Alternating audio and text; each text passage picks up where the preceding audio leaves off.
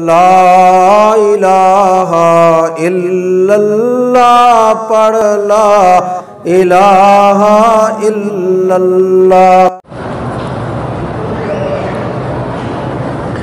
دو بزرگ آئے، عمرہ کر لیا، مدینہ شریف کی طبیعت خراب ہو گئی، عمرہ ادا نہیں کر سکے۔ بہرحال اگر بیمار تھے اور عمرہ نہیں کیا تو انشاءاللہ دم نہیں ہوگی، لیکن اللہ نے پیسہ دیا ہو تو دم دے دے،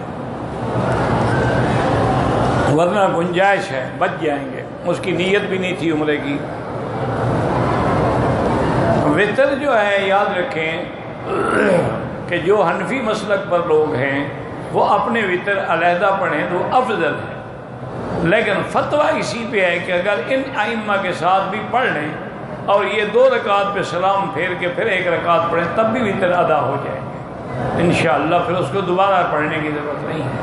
لیکن افضل یہی ہوتا ہے کہ جو بلا وجہ اپنے مسلک پر مؤکد ہیں تو وہ تہجد کے ساتھ اپنے خود وطر پڑھ لیں، جھگڑے پڑھنے کی کیا ضرورت ہے۔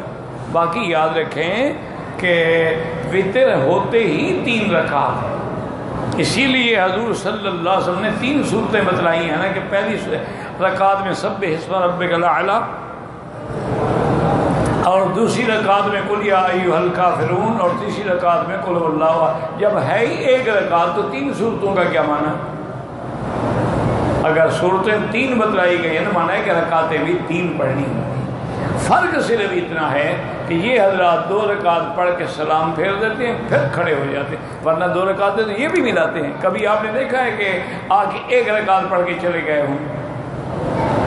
پہلے 2 رکعت پڑھتے ہیں سلام پھر، یعنی یہ درمیان میں فصل کرتے ہیں، اور حنفی فصل نہیں کرتے، 3 رکعتیں ملا کے پڑھتے ہیں، اور کوئی جھگڑا تو نہیں ہے۔